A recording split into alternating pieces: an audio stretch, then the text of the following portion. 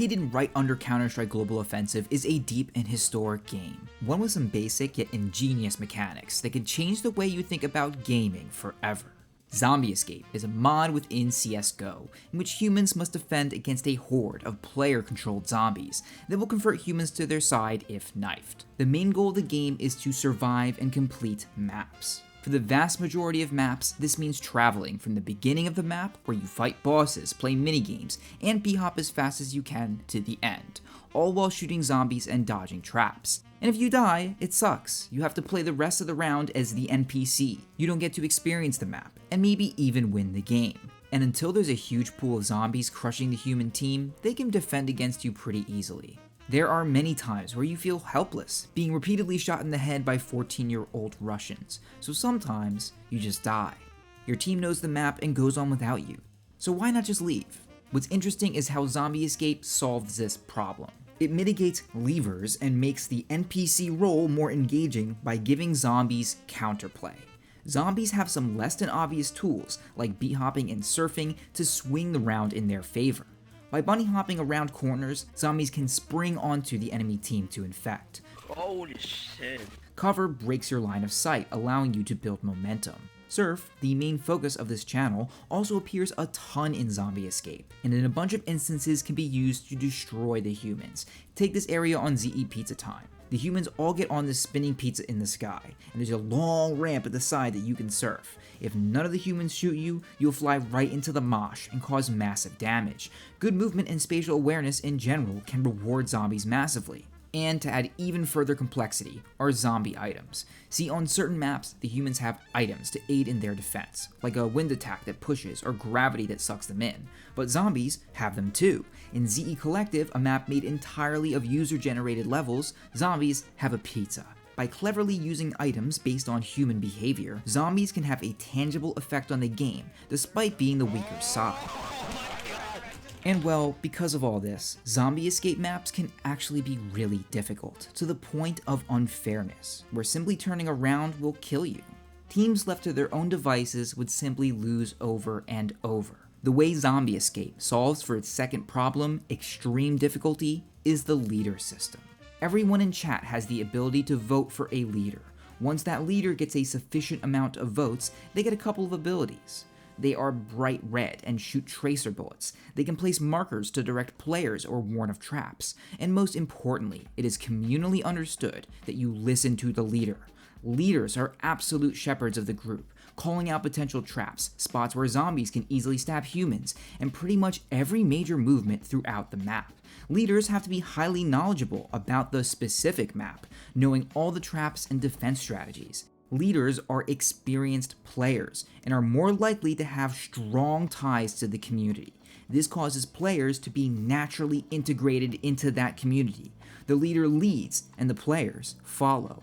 These leaders are the de facto tutorial for the game. You learn almost everything about the maps, the items, mechanics from leaders or other experienced players giving direction. Like war simulations where squad leaders direct their team, allowing for a sense of camaraderie and legitimacy. But leaders also contribute to a higher level of play and more satisfying experience. The number one decider of whether or not my team won was whether there was a leader at all.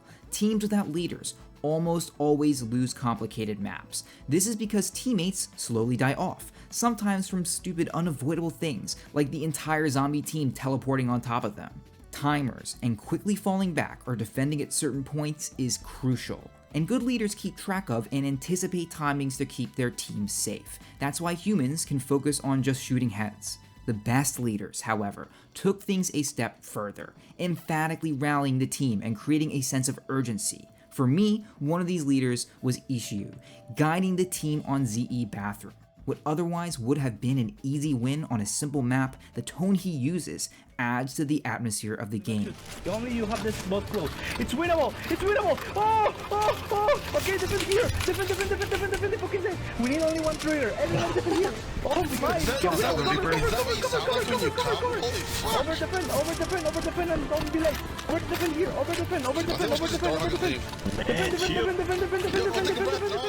Which is the exact opposite of Surf. For the past 6 months, I've been eating and breathing this game mode. It's one that, like Zombie Escape, has tons of maps of increasing difficulty, and an incredible depth that rivals most AAA titles. But unfortunately, there is no real internal system of leadership or socialization. There's a traditional chat and voice chat, but it's rarely used to talk about Surf. There is no one to hold your hand through maps and tell you how the game works.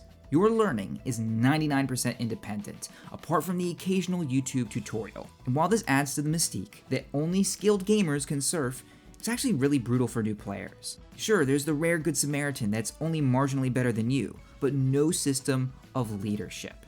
Surf can also end up lacking that sense of urgency and difficulty as a consequence. New to intermediate surfers lack context to understand which maps are hard, which records are impressive, as opposed to Zombie Escape where you gain that context constantly from others.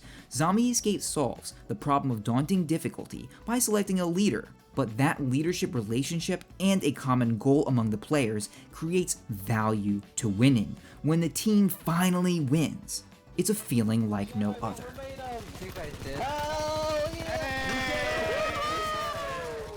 Part of the reason why Zombie Escape survived for this long is that it stayed at the top of the server browser. These lobbies are often fully packed at prime time. This is because this game cannot be played alone, so ZE players flock to the already populated lobbies, and more populated lobbies are more fun, with chaos and a lot of voice comms to boot. This leads directly to a rich communal culture, with its own rituals and memes that remind me of my own community. And that's what makes Zombie Escape truly beautiful. Like Surf or like Rocket Jump, like many of the undercovered Source Movement games, it is a multiplayer title fueled and created entirely by its own community. Valve does not reach out and provide resources or guidance, or even acknowledge our existence. These dedicated and passionate individuals together create not only a community, but the game itself. If your game has an internal structure to promote socialization and community, it can both improve the player experience as well as the general skill level. This keeps players playing and increases the quality of the game.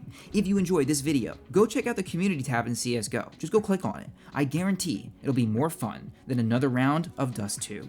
Thank you so much for watching, and good luck sliding those triangles.